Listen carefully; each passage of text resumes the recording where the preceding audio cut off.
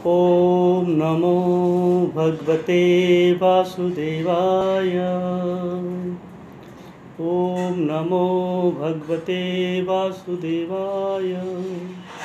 ओम नमो भगवते वासुदेवाय। नारायणं नमस्कृत्यं नरं चैव नरोत्तमं देवीं सरस्वतीं व्यासं ततो जयमुदीरये। नष्टप्रायेषु अभद्रेषु नित्यं भागवतसेवया भगवती उत्तम श्लोके भक्तिर्भवति नैष्ठिकी। तो आज हम श्रीमद् भागवतम स्कंद 1 अध्याय 3 और श्लोक संख्या है आज 5। हम इस पर चर्चा करने का प्रयास करेंगे। ध्यान से सुनिएगा। अगर आपके पास किताबें हो तो आप निकाल लीजिएगा। एतत् नाना अवताराणां निधानं बीजम् अव्ययम् यस्य अंशेन सृज्यन्ते देवतिर्यक् नर आदयः। अनुवाद: यह रूप पुरुष का द्वितीय प्राकट्य ब्रह्मांड के भीतर नाना अवतारों का स्रोत तथा अविनाशी बीज है। इसी रूप के कणों तथा अंशों से देवता, मनुष्य इत्यादि विभिन्न जीव उत्पन्न होते हैं। तात्पर्य बहुत लंबा है, तो हम मंगलाचरण पहले कर लेते हैं, क्योंकि अगर अब इसको पढ़ने लगेंगे तो टाइम बहुत लगेगा। तो मैं साथ साथ में इसको वर्णन करता रहूँगा। ओम ज्ञानतिमिरान्धस्य ज्ञानाञ्जन शलाकया चक्षुरुन्मीलितं येन तस्मै श्रीगुरुवे नमः। श्रीचैतन्यमनोभीष्टं स्थापितं येन भूतले स्वयं रूपकदा मह्यं ददाति स्वपदान्तिकं। वन्देऽहं श्रीगुरो श्रीयुत्पदकमलं श्रीगुरुन् वैष्णवांश्च श्रीरूपं साग्रजातं सहगण रघुनाथान्वितं तं सजीवं साद्वैतं सावधूतं परिजनसहितं कृष्णचैतन्यदेवं श्रीराधा कृष्णपादान् सहगण ललिता श्रीविशाखान्वितांश्च। हे कृष्ण करुणा सिंधु दीनबंधु जगत्पते गोपेश गोपिकाकांत राधाकांत नमोस्तुते। तप्त कांचन गौरांगी राधे वृंदावनेश्वरी वृषभानुसुते देवी प्रणमामि हरिप्रिये। वाञ्छाकल्पतरुभ्यश्च कृपा सिन्धुभ्य एव च पतितानां पावनेभ्यो वैष्णवेभ्यो नमो नमः। जय श्री कृष्ण चैतन्य प्रभु नित्यानंद श्री अद्वैत गदाधर शिवासादि गौर भक्तवृंद। हरे कृष्णा कृष्ण कृष्णा हरे हरे, हरे राम राम राम हरे हरे। अनुवाद: यह रूप पुरुष का द्वितीय प्राकट्य ब्रह्मांड के भीतर नाना अवतारों का स्रोत तथा अविनाशी बीज है। इसी रूप के कणों तथा अंशों से देवता, मनुष्य इत्यादि विभिन्न जीव उत्पन्न होते हैं। तात्पर्य: जगत गुरु श्रील प्रभुपाद जी के द्वारा श्रील प्रभुपाद की जय। महत तत्व में असंख्य ब्रह्मांडों की सृष्टि कर लेने के बाद यह पुरुष इन ब्रह्मांडों में से प्रत्येक में द्वितीय पुरुष गर्भोदय विष्णु के रूप में प्रविष्ट हुए। वहां पर जब उन्होंने देखा कि ब्रह्मांड भर में अंधकार ही अंधकार तथा अवकाश है, विश्राम के लिए कहीं कोई आश्रय नहीं है, तब उन्होंने अपने पसीने के जल से आधे ब्रह्मांड को भर दिया और स्वयं उसी जल में लेट गए। यह जल गर्भोदक कहलाता है। तो यहाँ पर जो पुरुषा अवतार भगवान के जो 6 अवतार हैं, अब यहाँ वर्णन आएगा इस श्लोक में। तो जो ये पुरुषा अवतार हैं भगवान के पहले हैं, 3 पुरुषा अवतार हैं, है ना। 3 विष्णु हैं। दुनिया तो इतना ही जानती है कि एक विष्णु है ना, ब्रह्मा विष्णु महेश ना। पर अब भागवत पढ़ते हैं तो भागवत में क्या है, 3 विष्णु का वर्णन है। पहले कौन विष्णु है? महाविष्णु जिनको कहते हैं। कारणोदकाय विष्णु, जो कारण सागर में लेटते हैं, इसलिए वो क्या कारणोदकाय। कारण क्योंकि वो हर किसी के कारण हैं। सब उन्हीं से निकलता है। तो इसलिए कारण सागर में लेटने से उनका नाम पड़ता है कारणोदकाय विष्णु। उन विष्णु से दूसरे विष्णु प्रकट होते हैं, क्योंकि जब उन विष्णु से जो महाविष्णु हैं, कारणोदकाय विष्णु हैं, उनके रोम कूपों से, जैसे हमारे रोमों से छिद्रों से क्या पसीना निकलता है, वैसे ही भगवान के जो महाविष्णु हैं, कारणोदकाय विष्णु हैं, उनके रोम छिद्रों से ब्रह्मांडों की उत्पत्ति होती है। अनंत ब्रह्मांड हैं, जिनमें से एक ब्रह्मांड हमारा है। अनंत ब्रह्मांड है और इससे कई बड़े बड़े ब्रह्मांड हैं। तो जब ब्रह्मांडों की उत्पत्ति होती है तो फिर उसके बाद वहाँ पे सृष्टि की रचना करनी होती है। सृष्टि की संरचना करने के लिए भगवान क्या करते हैं, जो ब्रह्मांडों की उत्पत्ति करते हैं तो उनमें खुद जाके विश्राम करते हैं। क्या करते हैं, अपने में से दूसरे विष्णु प्रकट करते हैं। जो कारणोदकाय विष्णु हैं उनके अंदर से दूसरे विष्णु प्रकट होते हैं, जिनको कहते हैं गर्भोदकाय विष्णु, जो गर्भ सागर में लेटते हैं, उन्हें कहते हैं गर्भोदकाय विष्णु। तो ये विष्णु एक नहीं है, कई विष्णु हैं, क्योंकि जितने ब्रह्मांड हैं हर एक ब्रह्मांड में एक गर्भोदकाय विष्णु होता है, हर एक ब्रह्मांड में। तो क्या करते हैं, वहाँ कुछ होता नहीं, यहाँ लिखा है कि वहाँ पर अंधकार ही अंधकार होता है, अवकाश है, वहाँ विश्राम के लिए कोई आश्रय नहीं है। तो क्या किया भगवान ने, गर्भोदकाय विष्णु ने अपने ही पसीने से उस ब्रह्मांड को आधा भरा और उसमें लेटते हैं। ब्रह्मा जो गर्भोदकाय विष्णु हैं वहाँ लेट जाते हैं। ये जल गर्भोदक कहलाता है। तब उनकी नाभि से कमल नाल अंकुरित हुई और उस फूल की पंखुड़ियों पर ब्रह्मांड के प्रमुख शिल्पी ब्रह्मा का जन्म हुआ।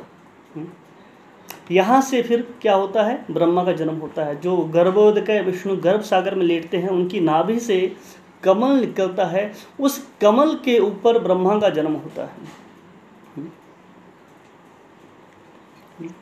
और वे ब्रह्मा ब्रह्मांड के शिल्पी हुए और भगवान ने विष्णु रूप में इस ब्रह्मांड का पालन का भार अपने ऊपर ले लिया। ब्रह्मा की उत्पत्ति प्रकृति के रजोगुण से हुई और विष्णु सत्वगुण के स्वामी बने। विष्णु समस्त गुणों से परे होने के कारण भौतिक प्रभावों से सदा अलग रहते हैं। इसकी व्याख्या पीछे की जा चुकी है। तो यहाँ पे 3 गुणों का वर्णन है, सत्वगुण, रजोगुण, तमोगुण। प्रकृति के 3 गुण हैं। तो उत्पत्ति का जो कार्य होता है, संतान उत्पत्ति का कार्य रजोगुण में होता है, मेंटेनेंस का, पालन का कार्य होता है सत्वगुण में, और विनाश का कार्य शिव जी का है, उसे तमोगुण में कहते हैं। तो ये तीनों का भार इन्होंने संभाला, बताया गया यहाँ पे।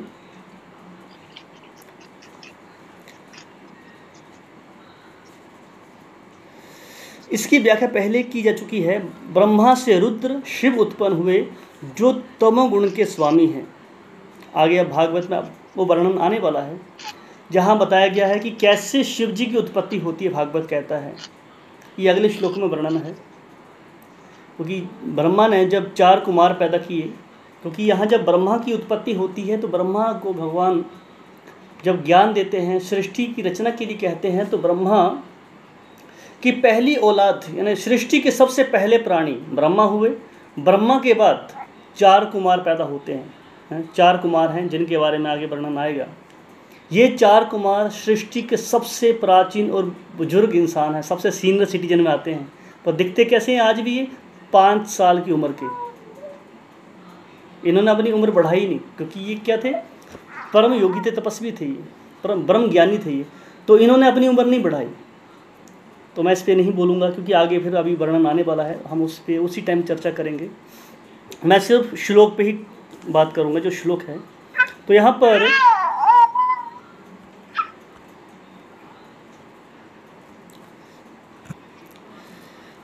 तो उसके बाद अतएव ये तीनों ब्रह्मा, विष्णु तथा शिव गर्भोदकाय विष्णु के ही अवतार हैं। तो यहाँ से हम आगे बढ़ते हैं। तो क्या बताया है, ब्रह्मा, विष्णु और शिव, ये तीनों कहाँ से आते हैं? इन तीनों की उत्पत्ति होती है गर्भोदकाय विष्णु से। और ये तीनों कौन हैं? गुणा अवतार हैं। जैसे 6 अवतारों का वर्णन बताया था। पहले पुरुषा अवतार, पुरुषा अवतार में 3 विष्णु हैं, जिनके नाम बता दिए आपको। कारणोदकाय विष्णु, गर्भोदकाय विष्णु और क्षीरोदकाय विष्णु, ये 3 विष्णु हैं जिनको पुरुषा अवतार कहते हैं। दूसरे आते हैं गुणा अवतार। जब प्रकृति के 3 गुण हैं, इन तीनों गुणों का कार्यभार संभालते हैं। सत्वगुण का संभालते हैं विष्णु, रजगुण का संभालते हैं ब्रह्मा और तमगुण का संभालते हैं शिव जी। ये 3 हैं। तो इन तीनों से ही क्या ये अवतार आते हैं। तो ब्रह्मा से दक्ष, मरीचि, मनु आदि अनेक देवता अवतरित हुए जिन्होंने ब्रह्मांड के जीवों का जनन किया।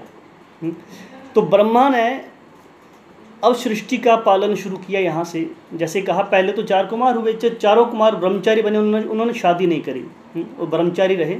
उसके बाद ब्रह्मा ने फिर शिव जी उत्पन्न किए। शिव जी को कहा आप संतान उत्पन्न करो। तो शिव जी तमोगुण प्रधान हैं, तमोगुण के कंट्रोलर हैं। तो जब शिव जी को कहा कि आप संतान उत्पन्न करिए, तो शिव जी ने क्या किया, कई भूत प्रेत सांप बिच्छू पैदा किए। तो ब्रह्मा ने कहा कि नहीं तुम ये बंद करो, क्योंकि ये तुम सृष्टि की शुरुआत में ही भूत प्रेत पिशाच और सांप बिच्छू पैदा करोगे तो जीव कहाँ रहेंगे सारे। तो शिव जी को मना करके कि तुम संतान उत्पत्ति नहीं करोगे, तुम ध्यान में जाके लगो। तब शिव जी ने संतान उत्पत्ति बंद करी। उसके बाद ब्रह्मा जी ने इनको पैदा किया, दक्ष हुए, मरीचि हुए, मनु हुए। ये देवता उनके बाद प्रकट होते हैं। तो वेदों में इन गर्भोदकाय विष्णु की स्तुति गर्भ स्तुति के स्त्रोतों से के रूप में की जाती है, जिनका प्रारंभ हजारों शिरों आदि वाले भगवान के वर्णन से होता है। गर्भोदकाय विष्णु ब्रह्मांड के स्वामी हैं। क्यों कहा उनको ब्रह्मांड के स्वामी? ब्रह्मांड के स्वामी इनको इसलिए कहा क्योंकि गर्भ सागर में लेट के, ब्रह्मांड में अकेले यही होते हैं उस टाइम, इन्हीं से ही पूरा ब्रह्मांड शुरू होता है। जब ये वहाँ लेटते हैं ब्रह्मांड खाली होता है, तो ये ब्रह्मांड के स्वामी इनको कहा गया है। और यद्यपि वे इस ब्रह्मांड के भीतर शयन करते प्रतीत होते हैं, किंतु वे सदैव दिव्य हैं।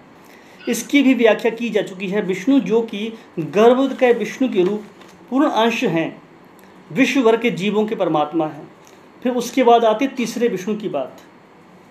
गर्भोदकाय विष्णु से तीसरे विष्णु आते हैं, वो कौन है? क्षीरोदकाय विष्णु, जिनका नाम है। और वो क्या है?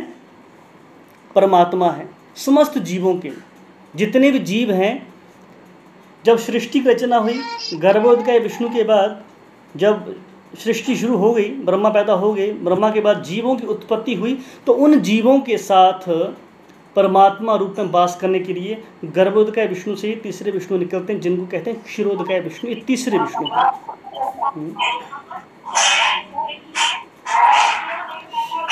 ये तीसरे विष्णु हैं। उसके बाद तो इस प्रकार मूल पुरुष 3 रूप जाने जाते हैं, है ना। जो मूल पुरुष हैं उनके 3 रूप जाने गए। वो कौन कौन से? मैंने कहा था पहले 6 अवतारों के बारे में। तो पहले हैं पुरुषावतार। पुरुषावतार आपको यहाँ से मिलेंगे, आप भागवत में आप देखिए, यहाँ नाम लिखे हैं इनके। इस प्रकार मूल पुरुष 3 रूप में जाने जाते हैं। वो कौन है? कारणोदकाय विष्णु, गर्भोदकाय विष्णु और क्षीरोदकाय विष्णु। इस ब्रह्मांड के भीतर जितने भी अवतार हैं, जितने भी अवतार होते हैं, उसके बाद ब्रह्मांड में वो कहाँ से आते हैं? वो आते हैं क्षीरोदकाय विष्णु से, जो तीसरे विष्णु हैं। सारे अवतार उन्हीं से आते हैं। उसके बाद वर्णन है युगा अवतारों का। पहले आया पुरुषावतार, फिर गुणा अवतार, अब तीसरे हैं यहाँ पर, तो यहाँ पर लीला अवतार। तो तीसरे लीला अवतारों का वर्णन है यहाँ पे। तो विभिन्न युगों में भिन्न भिन्न असंख्य अवतार होते हैं, किंतु इनमें से कुछ अत्यंत प्रमुख हैं, यथा मत्स्य, कूर्म, वराह, राम, नरसिंह, वामन तथा अनेक दूसरे अवतार। ये अवतार लीला अवतार कहलाते हैं, जो लीला करने आते हैं, ये हैं वो अवतार। तो इसके अतिरिक्त गुणा अवतार भी होते हैं। गुणा अवतार कौन कौन से हैं? जिनके बारे में बताया, ब्रह्मा, विष्णु, महेश, ये 3 हैं जो गुणा अवतार हैं, और ये प्रकृति के उत्तरदायित्व हैं। तो भगवान विष्णु परमेश्वर से अभिन्न है, जो भगवान कृष्ण हैं उनसे अभिन्न है। ये शिव जी परमेश्वर तथा जीवों के बीच की स्थिति में है। शिव जी की स्थिति क्या है? यहाँ वर्णन शिव जी के बारे में बताया गया है। हम ब्रह्म संहिता पढ़ते हैं, ब्रह्म संहिता में शिव जी के बारे में वर्णन है। तो पहला बताया कि विष्णु जो है परमेश्वर से अभिन्न है, एक ही हैं। पर शिव जी के बारे में बताया गया है, शिव जी न जीव तत्व हैं न विष्णु तत्व हैं। जीव तत्व हम हैं, ब्रह्मा जीव तत्व में आते हैं। ब्रह्मा जीव हैं हम जैसे, ब्रह्मा भगवान नहीं है। जैसे कि राष्ट्रपति और एक आम इंसान में क्या अंतर है, एक पोजीशन का, एक पोस्ट का, वैसे ही ब्रह्मा और हमारे में क्या है, एक पोस्ट का अंतर है। ब्रह्मा शुद्ध भक्त हैं भगवान के, उनको पोस्ट प्रदान की गई है, तो ब्रह्मा जीव हैं। इसलिए ब्रह्मा का जन्म होता है, मरण भी होता है। पर शिव जी के साथ ऐसा नहीं है। शिव जी ना विष्णु तत्व हैं ना जीव तत्व हैं, ये बीच में आते हैं। तो इनके बारे में बताया गया ब्रह्म संहिता में, जैसे दूध में जामुन यानी खटाई डालने से दही बन जाता है, पर वो वापस दही दूध नहीं बन सकता। दूध का जो काम है वो दूध ही कर सकता है, दही नहीं कर सकता। तो शिव जी की स्थिति क्या है, शिव जी जब भौतिक प्रकृति के संपर्क में आते हैं, संसर्ग में आते हैं, तो तम गुण को एक्सेप्ट करते हैं तो शिव बनते हैं। पर जो एक्चुअल में शिव जी की जो स्थिति है, शिव जी के जो वर्णन है शास्त्रों में, आप पढ़ेंगे ब्रह्म वैवर्त पुराण में बताया गया शिव जी की स्थिति कैसी, शिव जी हैं कैसे, दिखते कैसे हैं। शिव जी ऐसे नहीं कि गले में सांप हैं, शमशान की विभूता राख उन्होंने लपेटी है, ऐसा नहीं है। उनका पहनावा ऐसा नहीं है। वैकुंठ लोक में शिव जी का वर्णन है वो सदा शिव है। सदा शिव कैसे हैं, विष्णु रूप में है, शंख चक्र गदा वदम नील वर्ण चतुर्भुजधारी, वो विष्णु हैं। सदाशिव जिनको कहते हैं, वो सदाशिव जब भौतिक प्रकृति के संपर्क में आते हैं तो उनके अवतार 11 रुद्र होते हैं, पर एक्चुअल में सदाशिव विष्णु हैं। तो यहाँ पर बताया गया है कि विष्णु जो हैं कृष्ण से अभिन्न हैं, और शिव जी परमेश्वर तथा जीवों के बीच की स्थिति में आते हैं, और ब्रह्मा सदैव जीव तत्व होते हैं, वो भगवान नहीं बन सकते, ना शिव जी बन सकते ब्रह्मा। तो जो सर्वोच्च परमात्मा जीव या भगवत भक्त हैं, भगवान द्वारा उसको सृष्टि करने की शक्ति प्रदान की जाती है, और वह ब्रह्मा कहलाता है। ब्रह्मा कोई भी बन सकता है, ब्रह्मा आप भी बन सकते हो, मैं भी बन सकता हूँ, पर उसकी योग्यता है ना। जैसे आप किसी एक पोस्ट के लिए अप्लाई करते हो, उसके लिए योग्यता चाहिए, उसके लिए योग्यता चाहिए। कहा गया है कोई 100 वर्षों तक वर्णाश्रम धर्म का कठोरता से पालन करता है, वो ब्रह्मा बन जाता है। 100 वर्षों तक वर्णाश्रम धर्म का कठोरता से पालन करना जो संभव नहीं है एक जीव के लिए है, वो ब्रह्मा बनता है। तो ये योग्यता बताएगी ब्रह्मा बनने की। और उनकी शक्ति सूर्य जैसी है, जो माणिक्यों द्वारा प्रतिबिंबित होती है। जब ब्रह्मा का स्थान ग्रहण करने के लायक कोई जीव नहीं होता, तो भगवान स्वयं ब्रह्मा बनकर इस कार्यभार को ग्रहण करते हैं। मतलब जब कोई पोस्ट नहीं आती, मतलब उस पोस्ट के अकॉर्डिंग को कैंडिडेट नहीं मिलता, कई बार होता है ऐसा, तो क्या करते हैं, जैसे आपातकालीन परिस्थितियों में आर्मी शासन लग जाता है, ऐसा होता है ना कई बार। वैसे ही जब ऐसी आपातकालीन परिस्थिति आती है, जब देश का इस ब्रह्मांड का कार्यभार संभालने के लिए कोई योग्य जीव नहीं मिलता, तो उस टाइम ब्रह्मा का पद भगवान खुद संभालते हैं। तो शिव जी कोई सामान्य जीव नहीं है, भगवान के पूर्णांश हैं, लेकिन भौतिक प्रकृति के प्रत्यक्ष संसर्ग में रहने के कारण उन्हें विष्णु जैसा दिव्य स्थान प्राप्त नहीं है। उनमें दूध तथा दही जैसा अंतर है।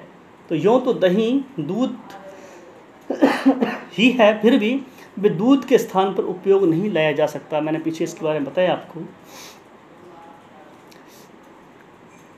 इसके बाद मनु के अवतार आते हैं। तो बड़ा, अब यहाँ से थोड़ा सा ध्यान से सुनिएगा आप लोग। मैं कोशिश करूँगा बहुत सरल तरीके से बताने का आपको यहाँ पे, क्योंकि अब वर्णनी सृष्टि के जो है निर्माण का कार्य चल रहा है यहाँ पे, तो इसमें बहुत थोड़ा कैलकुलेशन, बहुत ज़्यादा मैथमेटिक्स है यहाँ पे। तो यहाँ पर लिखा है, इसके बाद मनु के अवतार आते हैं।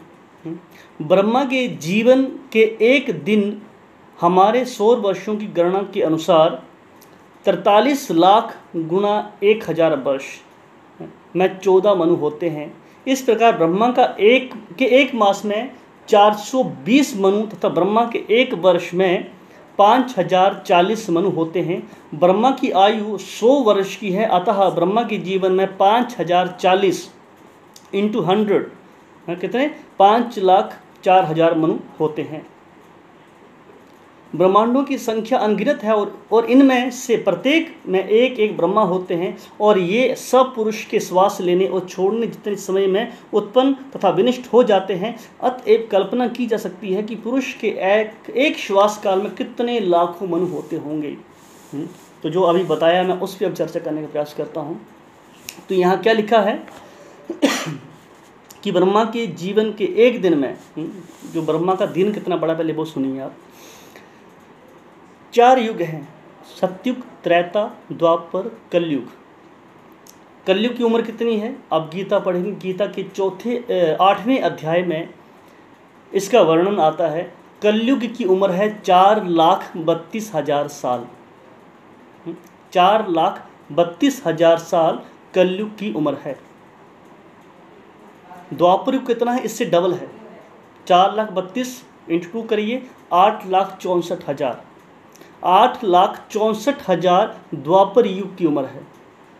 और त्रेता युग 12,96,000 प्लस 4,32,000 कर दीजिए आप, तो कितना 12,96,000 ये त्रेता युग की उम्र है।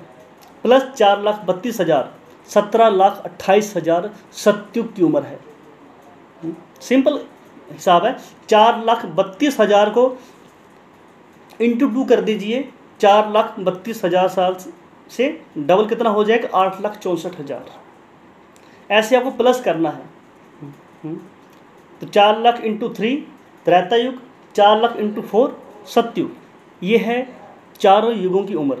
इतना बड़ा युग होता है। और ये चारों युग जब 1000 बार जाते हैं, 4 युग मतलब ये बनता है टोटल 43,20,000। कितना, 43,20,000। ये 4 युगों का कुल जोड़ है। ये चारों युग जब 1000 बार जाते हैं तो ब्रह्मा का एक दिन बनता है। और इतनी ही ब्रह्मा की रात होती है। मतलब ये 4 युग 1000 बार जाएंगे तो ब्रह्मा की एक रात होती है। इतना लंबा ब्रह्मा का एक दिन होता है। शास्त्र कहते हैं सत्य, त्रेता, द्वापर, कली 4 युग से 4 युगे दिव्य एक युग मानी। मतलब ये महायुग माना जाता है इसको, चारों युगों को। ये चारों युग जो महायुग हैं 1000 बार जाने के बाद ये महायुग बनता है। इतना बड़ा लंबा ब्रह्मा का दिन है। और ब्रह्मा के जो दिन में यानी 1000 चतुर्युगों में 14 मनवंतर आते हैं। जो मनवंतर अवतार के बारे में वर्णन आएगा। आपको मालूम है कितने अवतार बताए थे? एक हैं गुणा अवतार, आई थिंक उस दिन लक्ष्मी नरसिंह ने बताया था, है ना। गुणा अवतार एक, दूसरा पहला पुरुषा अवतार, दूसरा गुणा अवतार, तीसरा लीला अवतार, पता होगा शायद। और चौथा क्या है? शक्ति आवेश अवतार, मनमंत्र अवतार, युगा अवतार। ये अवतार हैं भगवान के। पुरुषावतार बता दिए मैंने आपको, 3 विष्णु के हैं। गुणा अवतार ब्रह्मा विष्णु महेश बता दिए आपको। लीला अवतार में मत्स्य कूर्म वराह नरसिंह बता दिए आपको। और उस तरह जब आगे बढ़ेंगे आप तो शक्ति आवेश अवतार में आते हैं। शक्ति आवेश अवतार में 4 कुमार हैं, है ना। 4 कुमार जो नाम आपको पता होगा, सनत, सनंदन, सनत कुमार, सनत, सनंदन, सनातन, सनत कुमार। ये 4 भाई हैं। शक्ति विष अवतार में आते हैं ये। नारद हैं, शेष हैं, अनंत हैं, ये सारे शक्ति विष अवतार में आते हैं। तो यहाँ पर मनमंत्र अवतार की बात चल रही है। तो कितना बड़ा एक हिसाब है इसका। तो यहाँ पर बताया गया है कि 4 युग 1000 बार जाएंगे तो दिन होता है, 4 युग 1000 बार जाएंगे तो रात होती है ब्रह्मा की। तो इस तरह ब्रह्मा के एक दिन में 14 मनु आते हैं, 14 मनमंत्र जिसे कहते हैं। और एक मनमंत्र की उम्र होती है, यानी एक मनु की उम्र होती है 71 चतुर्युग। 71 चतुर्युग का एक मनु होता है। बड़ा लंबा उम्र है हमारे हिसाब से। तो हमारे 100 साल कितने छोटे से हैं ना, चुटकी में निकल जाते हैं। और देवताओं के बारे में बताया गया है, पृथ्वी के 6 महीने देवताओं की रात होती है और पृथ्वी के 6 महीने देवताओं की दिन होता है। मतलब हमारा 1 साल देवताओं के 1 दिन रात के बराबर होता है। ये देवताओं की उम्र हमसे कहीं ज़्यादा है। और ब्रह्मा की उससे बताया जैसे 1000 चतुर्युग। तो ब्रह्मा के एक दिन में 14 मनमंत्र हुए, और एक मनमंत्र जो होता है, एक मनु की उम्र है 71 चतुर्युग, मतलब ये चतुर्युग 71 बार जाएंगे तो एक मनु होता है। और इस एक ब्रह्मा जी के एक दिन में जो 71 चतुर्युग बताया मैंने, तो 14 मनमंत्र, हाँ 14 मनमंत्र बताए मैंने आपको, और एक मनमंत्र की उम्र 71 चतुर्युग बताई मैंने आपको। तो इस तरह देखा जाए, हिसाब लगाया जाए कितने अवतार होते हैं भगवान के, ब्रह्मा जी के एक दिन में। तो बताया गया है, पहले ब्रह्मा का एक मनमंत्र कितना बड़ा हो जाता है, 71 चतुर्युग के हिसाब से बताया गया है, यह है 42 अरब 64 करोड़ 80 हजार साल ब्रह्मा का एक दिन है। 42 अरब 64 करोड़ 80 हजार साल का ब्रह्मा का एक दिन है।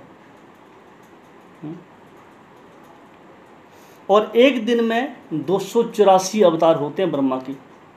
ब्रह्मा के एक दिन में 284 बार भगवान अवतार लेते हैं। पर होता क्या है कि जो कृष्ण जो हैं, भगवान कृष्ण हैं, वो 7वां मनमंत्र, अभी जो चल रहा मनमंत्र 7वां मनमंत्र है ये, जिसका नाम है वैवस्वत मनु, वैवस्वत मनमंत्र। वैवस्वत मनमंत्र का ये 14 जो बताया मैंने, 14 मनमंत्र हैं। 14 मनमंत्र जो 7वां मनमंत्र आता है, 7वें मनमंत्र के 28वें चतुर्युग में भगवान साक्षात प्रकट होते हैं, यानी कृष्ण, उससे पहले नहीं आते। बड़ा लंबा सर्कल है इसका। तो हम कितने, एक्चुअली मेरा कहने का मतलब है, ये पॉइंट क्यों उठाया यहाँ पे, ये बताने के लिए कि हम कितने भाग्यशाली हैं। अब हमें अपना भाग्य की तुलना करनी है कि हम कितने भाग्यशाली हैं। इसको ध्यान से सुनिएगा, हम कितने भाग्यशाली हैं। मैं पहले इसको कंप्लीट करता हूँ, फिर इसको शुरू करता हूँ यहाँ पे। तो इस ब्रह्मांड के प्रमुख मनु इस प्रकार हैं, अब मनु के नाम हैं। स्वयंभू मनु के रूप में यज्ञ पहला, स्वरोचिष मनु के रूप में विभु दूसरा, उत्तम मनु के रूप में सत्यसेन तीसरे, तामस मनु के रूप में हरि चौथे हुए, रैवत मनु के रूप में वैकुंठ पांचवा, चाक्षुष मनु के रूप में अजित 6, वैवस्वत मनु के रूप में वामन 7, वर्तमान युग जो वैवस्वत मनु चल रहा है, वैवस्वत मनमंत्र, ये वैवस्वत मनु के अधीन है। और इसमें अभी हमारा चल रहा है 7वां मनमंत्र है ये वाला, जहाँ अभी बैठे हैं हम लोग। और 8वां है सावर्णी मनु, यहाँ पर सार्वभौम अवतार होते हैं। और 9वां है दक्ष सावर्णी मनु के रूप में ऋषभदेव, ब्रह्म सावर्णी जो 12वां है के रूप में विश्वक्सेन, और 11वां है धर्म सावर्णी मनु के रूप में धर्म सेतु, और रुद्र सावर्णी मनु के रूप में सुदामा, ये 12वां था। और देव सावर्णी मनु के रूप में योगेश्वर, और इंद्र सावर्णी मनु के रूप में बृहद भानु। ये 14 मनमंत्र हैं। तो ये 14 मनुओं के एक समुच्चय के नाम हैं जो 43 अरब वर्षों का काल पूरा करते हैं। ये 44 जो मनमंत्र हैं, इन टोटल 14 मनमंत्रों का जो कुल जोड़ है वो 43 अरब है। मतलब कि एक दिन ब्रह्मा का बताया जा रहा है यहाँ पर। तो अब यहाँ पे हम इस पे चर्चा करते हैं जो मैंने कहा आपसे। तो यहाँ पर जो बताया, एक दिन 42 अरब 64 करोड़ 80 हजार साल का एक दिन है ब्रह्मा जी का। और इस एक दिन में, यानी 14 मनमंत्रों में जो 7वां मनमंत्र आया वैवस्वत मनु, इस वैवस्वत मनमंत्र के 28वें चतुर्युग में भगवान कृष्ण आते हैं, और किसी में नहीं आते। और मनु भी हैं, उनका काल गुजरता है पर भगवान प्रकट नहीं होते। बाकी युगा अवतार होते हैं, कई अवतार लेते हैं पर भगवान प्रकट नहीं होते। इसके बारे में और मैं डिटेल में बताता हूँ आपको। 4 युगा अवतार हैं। 4 युगों में भगवान अलग अलग अवतार लेते हैं। कैसे? जब सतयुग आता है, सतयुग में भगवान सफ़ेद रंग से अवतार लेते हैं, जिसे हंसा अवतार कहते हैं। सतयुग में हंस यानी सफ़ेद कलर का, भगवान का रंग श्वेत था, वाइट था। त्रेता युग में रक्त वर्ण में भगवान अवतार लेते हैं, यज्ञ अवतार कहे वो, यज्ञ अवतार में। द्वापर युग आया तो भगवान शुक्र नाभात, शुक्र कहते हैं तोते को, शुक्र नाभात वर्ण के भगवान का अवतार होता है। तो हम तो देखते हैं कृष्ण शुक्र नाभात कलर के नहीं थे, कृष्ण का रंग तोते की तरह था नहीं ना, कृष्ण का रंग श्याम था। पर यहाँ बात चल रही है चतुर्युगों के अवतारों की। तो युगावतारों में बताया गया द्वापर युग में जो भगवान का अवतार होता है उसका रंग तोते के रंग जैसा होता है। तो पर यहाँ बात चल रही है कि भगवान कृष्ण तो तोते के रंग के थे नहीं, उनका रंग तो श्याम था। तो इसका मतलब ये है कि इस टाइम युगावतार नहीं हुआ था। 7वें मनवंतर के 28वें चतुर्युग में युगावतार अवतार नहीं लेते, पहले 2 लेते हैं। सत्युग में हंसावतार, त्रेता में रक्तवर्ण अवतार होता है, यज्ञ अवतार। पर द्वापर युग में युगावतार नहीं आता। और उसी तरह बताया गया है कलयुग में भगवान का रंग जो बताया श्याम वर्ण बताया गया है। कलयुग में भगवान श्याम रंग के पैदा होते हैं, काले रंग के।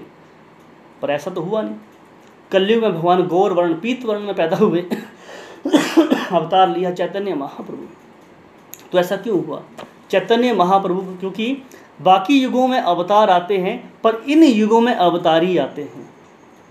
जो 28वां जो मनवंतर था, चतुर्युग था 7वें मनवंतर का, उसमें अवतार नहीं आते, अवतारी आते हैं। मतलब कि साक्षात भगवान खुद आते हैं। क्यों?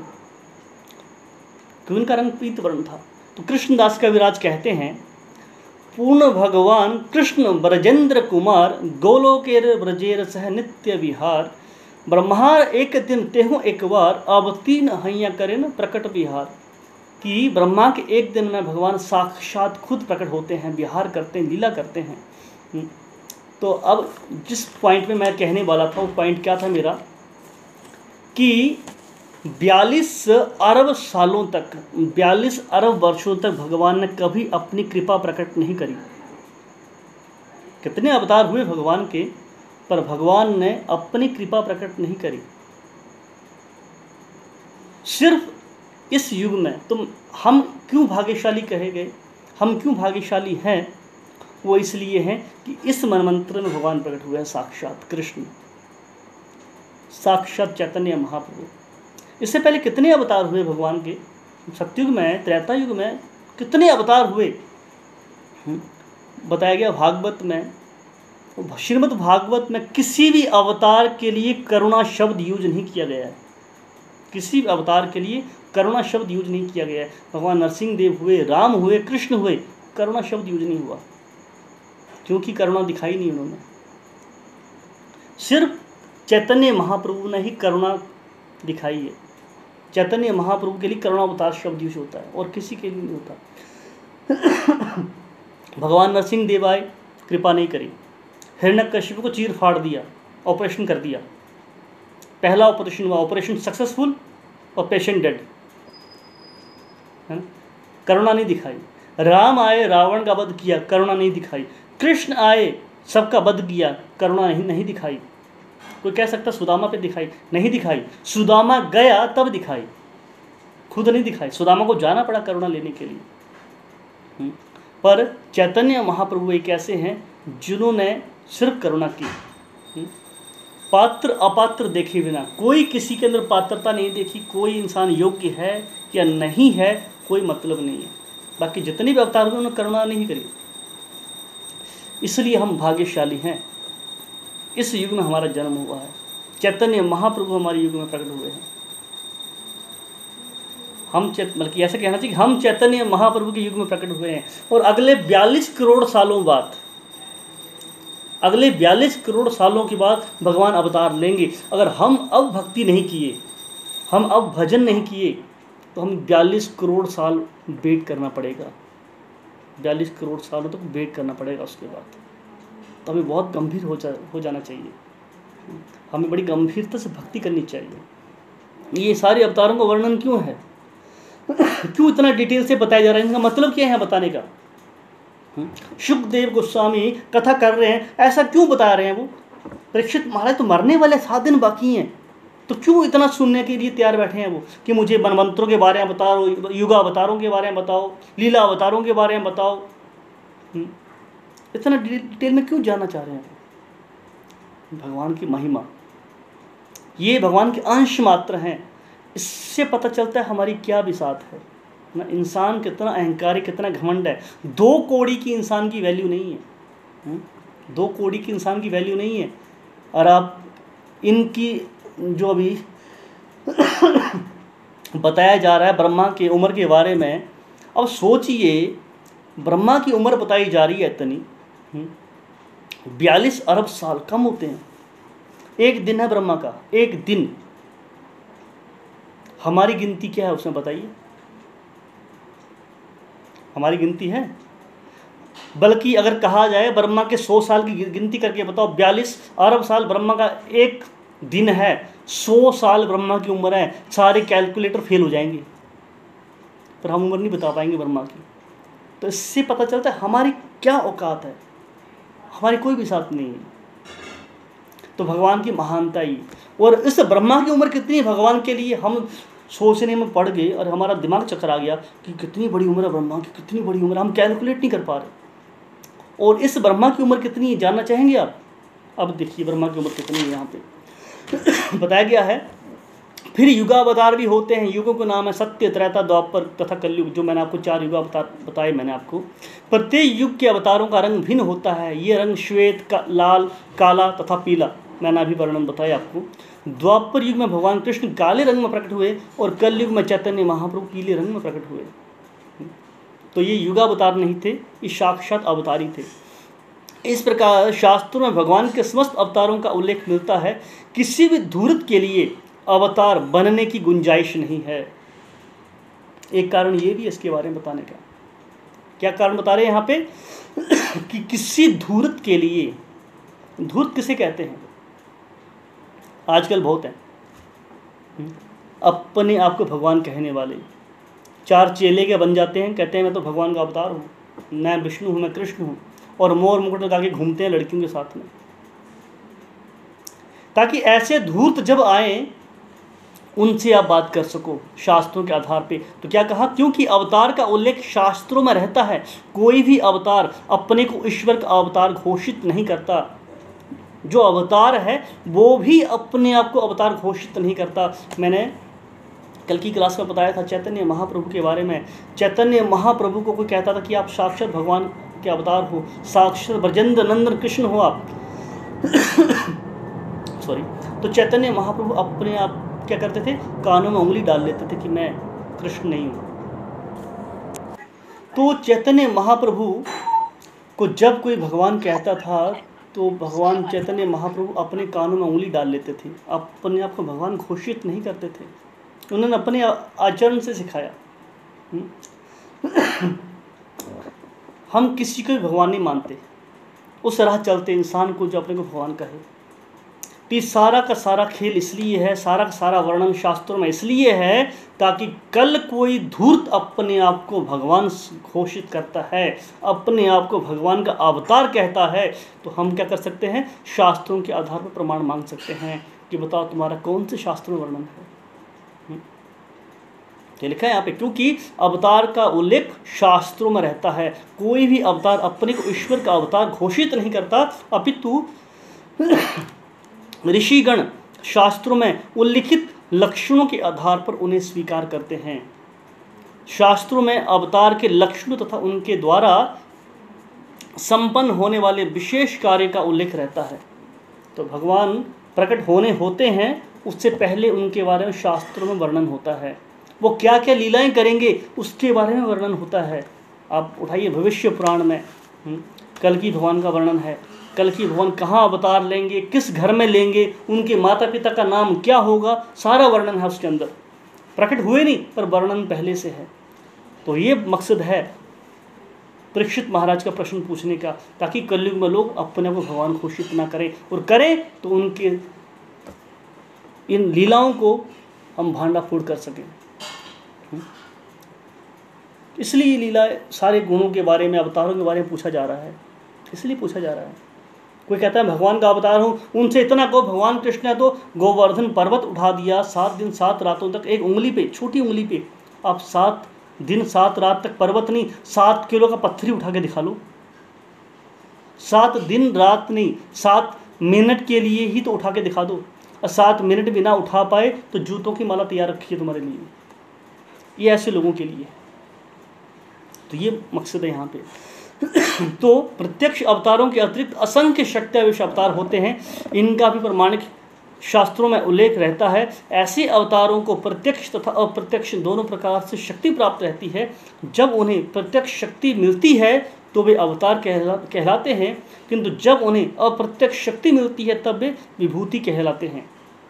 प्रत्यक्ष शक्त्यावेश अवतारों में कुमारगण, नारद, पृथु, शेष, अनंत आदि हैं। जहाँ तक विभूतियों का संबंध है, इनका स्पष्ट वर्णन भगवद गीता के विभूति योग अध्याय में हुआ है। ऐसे समस्त प्रकार के अवतारों का स्रोत क्या है? गर्भोदय विष्णु है। तो ये भगवद गीता के 10वें अध्याय की बात चल रही है, जहाँ पे भगवान के ऐश्वर्य का वर्णन है। उसे विभूति योग भी कहा गया है उस अध्याय को। तो बात चली थी ब्रह्मा जी का दिन, हम इतना बड़ा वर्णन किया, पर उस ब्रह्मा जी का दिन कितना बड़ा है भगवान के सामने? दिन ही नहीं, ब्रह्मा जी के 100 साल कितने बड़े हैं, और उन 100 सालों की तुलना भगवान के सामने क्या है? एक पल के लिए। क्योंकि भगवान के जो महाविष्णु हैं, कारणोदय विष्णु हैं, उनके शरीरों से, उनके श्वासों से ब्रह्मांड निकलते हैं और विनष्ट होते हैं, निकलते हैं विनष्ट होते हैं पल भर में। तो भगवान महाविष्णु के सामने ब्रह्मा की उम्र क्या? पल भर है, चुटकी भर है। चुटकी मारी ब्रह्मा प्रकट हुए, चुटकी मारी ब्रह्मा खत्म हो गए। इतनी उम्र है ब्रह्मा की भगवान के सामने। तो ब्रह्मा की उम्र इतनी, तो हमारी उम्र कितनी है? तो कहने का भाव ये था मेरा कि हमें ये देखना है कि हमारी उम्र क्या है। हमारे पास बहुत कम टाइम है, बहुत लिमिटेड टाइम है, सीमित टाइम है भक्ति करने का, भजन करने का। परीक्षित महाराज के पास 7 दिन थे, 7 दिन सिर्फ। 7वें दिन उनको मृत्यु मिलनी थी, और हमारे पास भी 7 ही दिन हैं। मरना हमने भी 7 दिन के अंदर ही है, सोमवार से लेकर एतवार तक। 8वां दिन किसी ने नहीं बनाया है। और हम जो है इतने बेफिक्र हैं, इतने निश्चिंत हैं, हमें चिंता ही नहीं है। हमें चिंता ही नहीं है। हम तो सोच रहे हैं जो चल रहा है, टाइम काट रहे हैं। किसी से पूछो कि क्या हाल चाल है, बस कट रही है। क्या कट रही है? टाइम बर्बाद करने के लिए नहीं है।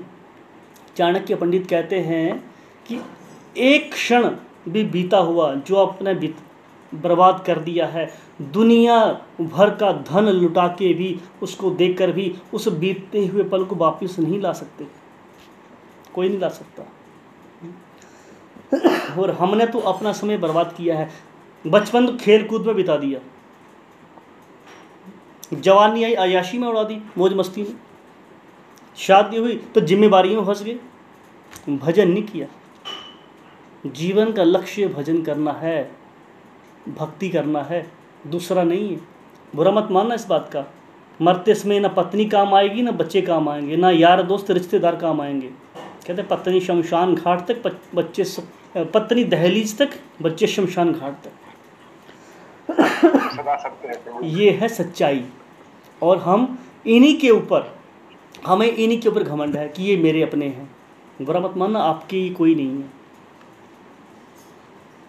हमें इनसे आसक्त नहीं होना है। तो मेरा भाव ये भी नहीं कहने कि हमें इनसे नफ़रत करनी है, नफ़रत नहीं, पर हमें क्या करना चाहिए कि अपनी जिम्मेवारी समझ के इनके साथ रहना है, अपनी जिम्मेवारी समझ के कर्तव्यों का पालन करना है। पर यह नहीं भूलना है कि मृत्यु मेरी आखिरी परीक्षा है। मृत्यु मेरी आखिरी परीक्षा है, मैंने उसके लिए क्या तैयारी करी है? उसके लिए कुछ मेरे पास है? बच्चा पैदा होता नहीं, हम पहले एफडी कर देते हैं उसके नाम से। लड़की पैदा हुई तो उसके दहेज के लिए, उसकी एजुकेशन के लिए, ये डिप्लोमा कराएंगे, डिग्री कराएंगे, पहले ही प्लानिंग। बच्चा पैदा होते ही, पर मरने की प्लानिंग कभी नहीं करी हम लोगों ने। तो हम तो महामूर्ख हुए। मैं पहले भी कहा था एक बार क्या हुआ, एक पति पत्नी में लड़ाई होगी, बहुत भयंकर लड़ाई हुई, मुँह तू मैना होगी। इतने लड़े, पड़ोस की एक औरत आ गई, भाई तुम लड़ क्यों रहे हो, किस बात पे लड़ रहे हो? क्योंकि नए नए वहाँ उस शहर में शिफ्ट हुए थे। पत्नी कहती है मैं अपने बेटे को डॉक्टर बनाऊंगी, पति कहता है मैं अपने बेटे को इंजीनियर बनाऊंगा। इस बात पे लड़ाई हो रही है। वो कहती है डॉक्टर बनाऊंगी, वो कहता है मैं इंजीनियर बनाऊंगा। खूब बहस रहे हैं। तो उस औरत ने पूछा तुम लड़ क्यों रहे हो? लड़के से, बच्चे से पूछ लो तुम्हें बनना क्या है। कहते वो भी पैदा ही नहीं, वो पेट में है, वो पेट में है और लड़ाई हो रही है। वैसे हमारा हाल है। अभी बच्चे बड़े हुए नहीं हैं और फ्यूचर प्लानिंग पहले है, ये करेंगे वो करेंगे। मेरे कहने और इनके लिए तो कर रहे हो, और अपना फ्यूचर क्या है आपका ये बताइए। मरना मुझे है, मरने से मुझे कोई नहीं रोक सकता, मैं अमर नहीं हूँ, मरना मुझे है। पर ये बताओ मरने के बाद जाना कहाँ है? हम घर से निकलते हैं तो हमारे पास एक गोल होता है, एक डेस्टिनेशन होता है, गंतव्य होता है, मुझे इस मंजिल में जाना है। दिल्ली में हूँ मैं, तो मुझे अगर पटेल नगर जाना है तो मैं यहाँ से निकलूँगा तो पटेल नगर जाने की पूरी व्यवस्था करूँगा। कौन सी गाड़ी जाती है, कौन सी टैक्सी जाती है, कौन सी मेट्रो जाती है। दिल्ली से बाहर जाते हैं हम लोग तो वहाँ रहने की व्यवस्था कर लेते हैं। निकलने से पहले घर से हमें पता होता जाना कहाँ पे है ना। तो वैसे ही इस शरीर से निकलेंगे तो अगला हमें रास्ता क्या है, अगला हमारा गंतव्य क्या है, इसके बारे में कौन बताएगा? और जो इसके बारे में नहीं जानता है वो है मूर्ख। और हम उस मूर्ख की कैटेगरी में आते हैं। हम में से कोई भी नहीं जानता हमें जाना कहाँ है मरने के बाद। और गीता ये बताती है कि हमें जाना कहाँ है। तो हमें जानना चाहिए, अपनी आगे की तैयारी करनी चाहिए। हमें दुनियादारी करो तो साथ में अपना आगे का रास्ता भी सुधारो। ये है भक्ति। भक्ति और कुछ नहीं है, मरने की तैयारी है। ये एग्जाम की तैयारी कर रहे हैं, मृत्यु कैसे, हमारी कॉन्शियसनेस, हमारी स्मृति, हमारी बुद्धि कैसी होगी।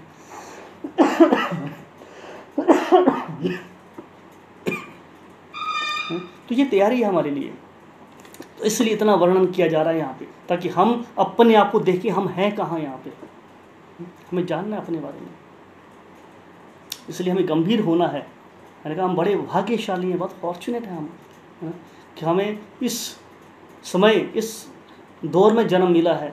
एक तो चैतन्य महाप्रभु आए, कृष्ण भी आए थे, ऊपर से ये अभी कलयुग शुरू हुआ नहीं है, ये स्वर्ण युग है। कहा गया है द्वापर युग जाता है और कलयुग आता है, इसके बीच के 10,000 साल जो होते हैं उसे स्वर्ण युग कहते हैं। स्वर्ण युग, गोल्डन पीरियड, गोल्डन युग कहते हैं इसे। हम इस बीच में हैं और इस बीच भक्ति करना आसान है। और इसी युग में साक्षात प्रभुपाद जी आए हैं हम जैसे बद्ध जीवों का उद्धार करने के लिए। हमें इसका फ़ायदा उठाना है, हमें फ़ायदा उठाना है। ये भाव है कहने का मेरा मतलब।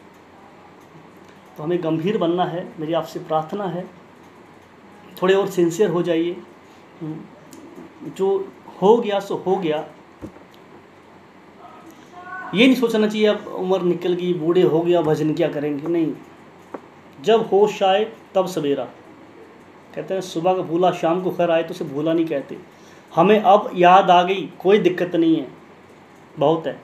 अभी से शुरू कर दो, अभी से शुरू कर दो, अभी से भजन शुरू करो। और ये अपना हमें भाव होना चाहिए हमारा, ऐसे हमें स्ट्रॉन्ग भक्ति करनी चाहिए कि इसी जन्म में हमें भगवान के धाम जाना है। और शुद्ध भक्तों की कृपा से हो सकता है। प्रभुपाद जी जैसे शुद्ध भक्त हैं, हमें इनके आश्रय में रहना है, हमें, है ना, इनके अनुसार भक्ति करनी है तो संभव है। भक्ति में आगे बढ़ना है तो भक्तों के संग में रहना पड़ेगा। अकेले आप कितने बड़े धुरंधर क्यों ना हो, भक्ति नहीं कर सकते, भक्ति नहीं कर सकते। साधु संग चाहिए। साधु संग सर्व शास्त्र का है, लब मात्र साधु संग सर्व सिद्धि हो। शास्त्र कहते हैं साधु का संग करो, क्योंकि साधु गाइड करता है, रास्ता दिखाता है। तो प्रभुपाद जी जैसे शुद्ध भक्त हैं, साधु हैं हमारे सामने, हमें उनका संग करना है और जीवन का अपना उद्धार करना है। धन्यवाद आप सबका। हरे कृष्णा। ध्यान से सुनने के लिए।